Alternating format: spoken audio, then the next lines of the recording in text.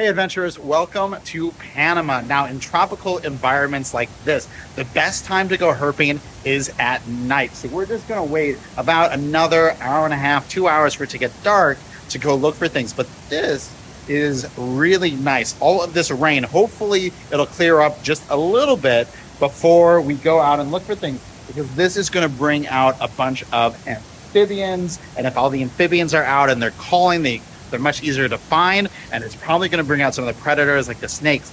So this could be a really good sign for us to find a lot tonight, but we just have to wait for it to get dark.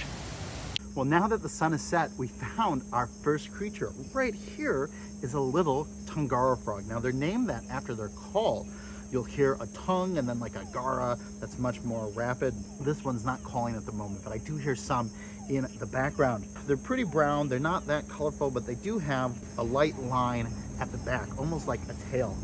We got more to look for, so let's go. Next up is actually a really cool species. So this is a yellow-headed gecko.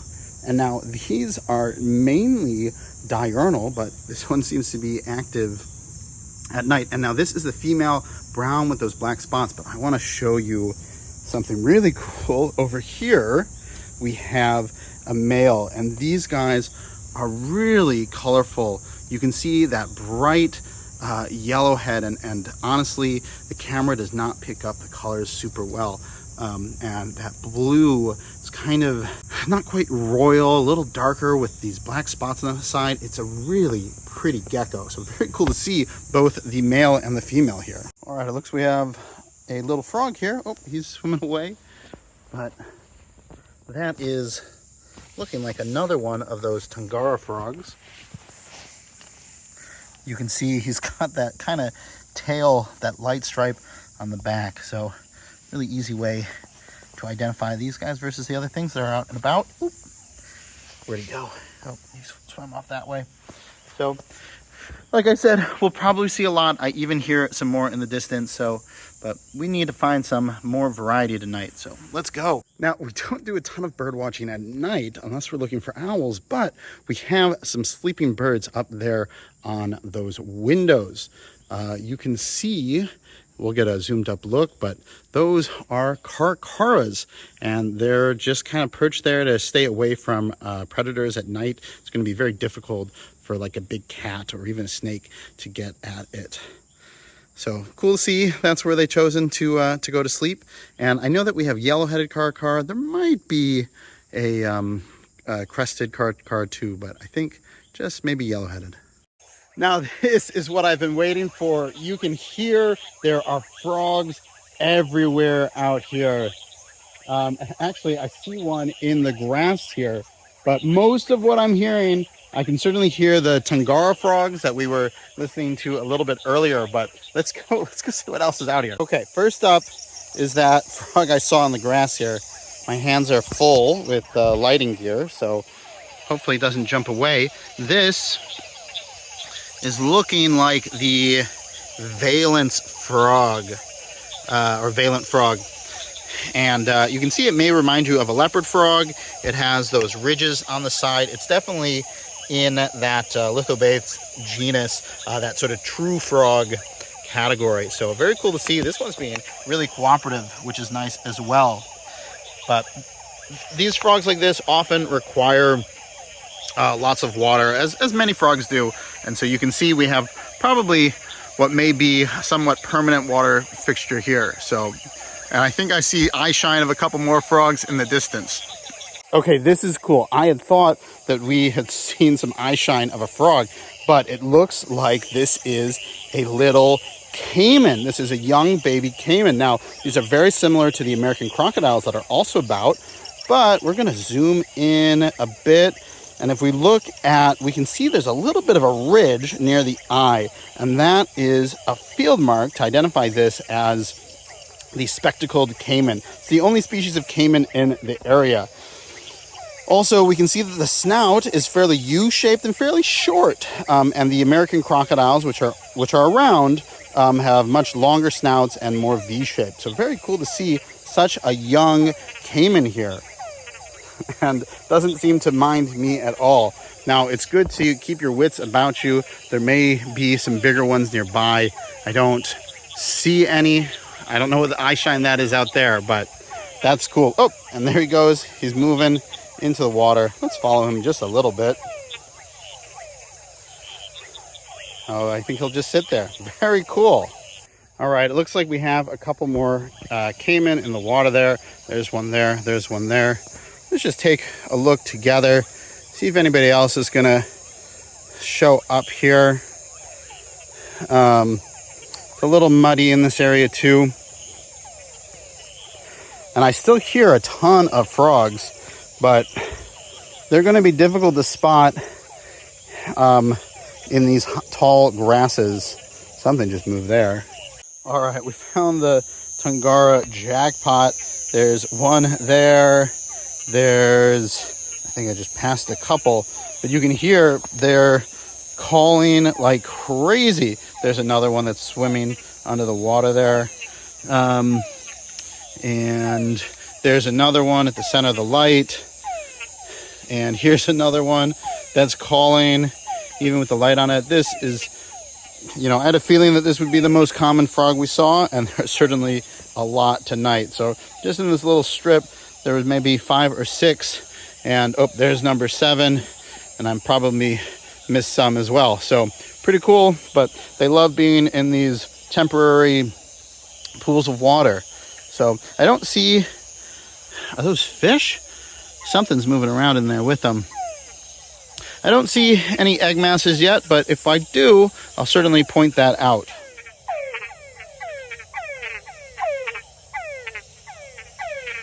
All right, if you can see right there, that is a little anole. I'm not sure exactly what species it is, because they're very difficult to tell apart, but he was asleep on this leaf. I think he woke up when I came by. And what they do is they sleep off of the ground in order to protect themselves from predators.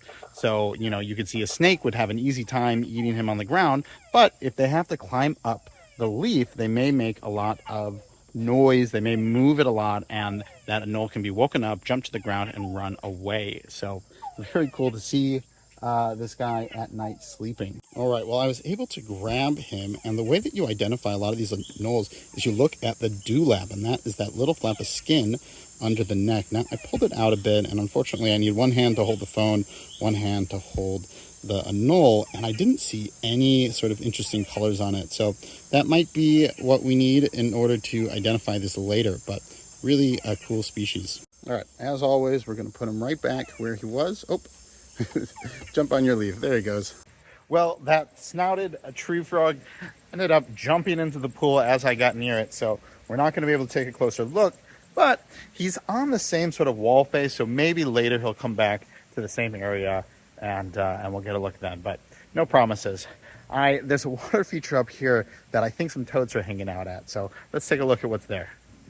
All right, now I definitely recommend checking out even these man-made ponds. They're usually not quite as good, especially the ones that are clear like that look like the pool, as the natural ones, but we can often find some things. And in fact, I spotted a toad right on the edge there.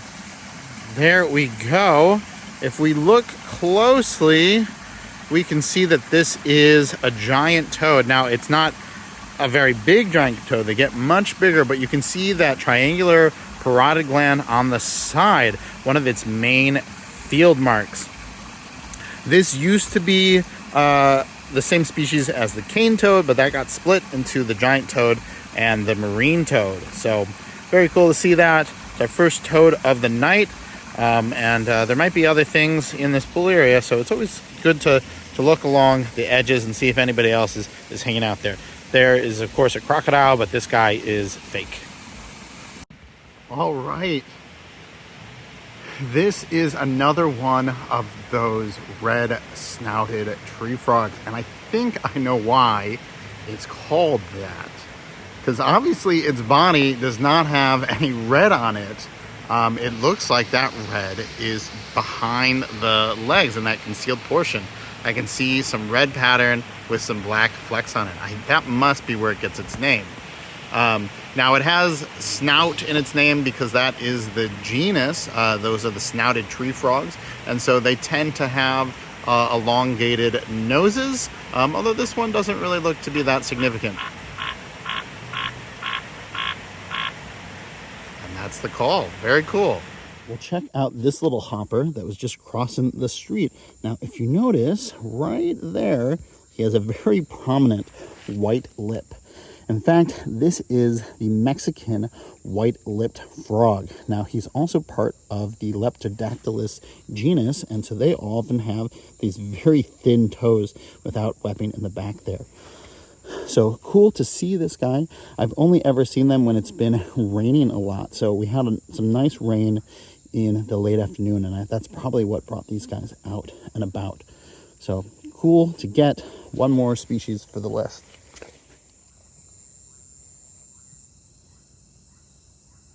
All right, well, our first mammal of the night is a big one. That is the largest rodent on the planet, and it just disappears into, I can still see the grasses moving, but that was a capybara. So pretty crazy. I wonder if it's gonna pop out the other side, or if it's just gonna sit there in the grass. It looks like it's gonna sit there, but that was big. Now, capybaras are known to be excellent swimmers, which is why you find them at watery areas like this. But there's a danger out there. We've seen crocodiles and caimans in this very lake. So hopefully that nice big and old capybara doesn't get eaten. But there's definitely a chance that there's a crocodile waiting in those grasses for it. All right, what is this? This bright green frog. Look at that. What a beautiful frog here. It's got lovely yellow feet and a black eye with a little bit of red. This frog fooled me for just a second because I didn't see that its eye was actually all red, which actually makes it really easy to identify. This is the red eye tree frog, the very classic frog that you probably see on a lot of tourism brochures and things like that. It is a lovely frog that is all green with yellow feet, and inside the concealed portion of the legs here on the side, it often has a blue or purple belly. Now, it looks like it is starting to bring its eyelid up, and they have this really cool gold eye outline. We'll wait for a second to see if that eyelid will come all the way up, and you can see it.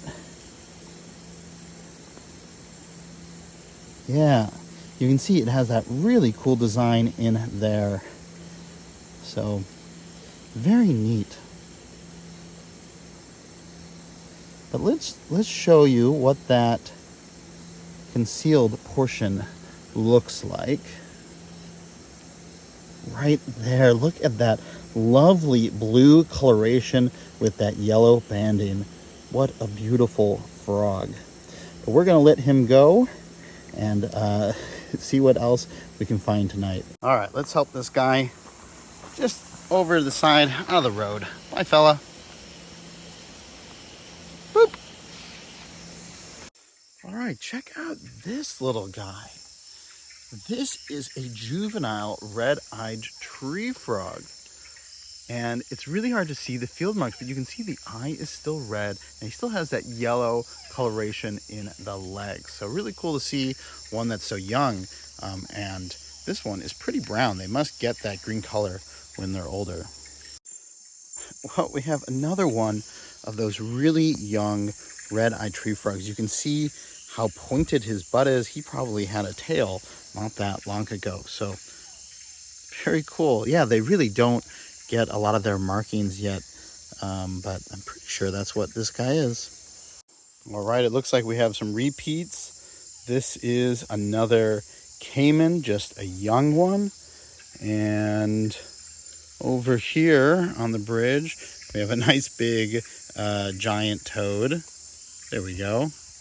Again, you can see that triangular parotid gland on the side there. It's a really good field mark for those guys. And this guy's a bit bigger, but they do get even bigger than this. All right, so we've got another frog that's still in sort of the hotel resort area. This is the vermiculated tree frog. You may also know it as the Milky tree frog. Look at that. And I don't know much about these tree frogs. You can actually, in this view, see they have those nice round toe pads. So that's very classic for all of the tree frogs.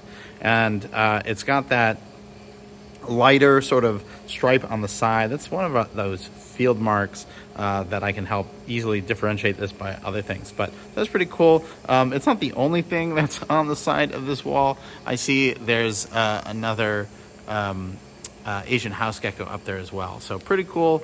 We got some more things. Hopefully we'll find another one that's a little bit more accessible that we can get a closer look at. Haha! All right. Check this out. We can focus a little better. There we go. That is our vermiculated tree frog up close. He is lovely. And there he goes. So, a nice look at what they're like up close. Very cool. All right, you should recognize this frog by now. I hear them in the background. This is, again, that Túngara frog. And what is really cool is we have found some of their nests, some of those foam nests that I mentioned where they lay their eggs. All of those little white bundles in the background there, those are the foam nests. So let's come and take a close look. I'm walking pretty slow. I don't want to accidentally step on any frogs or any nests, but right down here, you can see, it's a little hard with the light, but that is just a big old bundle of foam. And so they would have laid their eggs in there, and the tadpoles are going to be metamorphosizing in that foam. And this spot is really nice. There's, let's see, 1, 2, 3, 4, 5, 6 of these bundles, and you can see the frogs are still calling. So really neat that we finally found, oh, there's actually 2 right there in amplexus. So that means that they're mating where the male will be on the back of the female. And they'll probably lay another one of these foam nests shortly after. Oh, what's happening? Oh my God, I didn't even realize. The frog that's laying the foam is right there. All right, look at this. This is incredible. We actually have the male and female frog together here creating that foam nest. And you can see the male is on the back. And in a second, oh, there he goes. He kicks all of those foam bubbles out. That is so cool. So he must be producing most of that foam content. This is my first time witnessing this, so I am learning it just as you guys are. Look at him go. Very cool.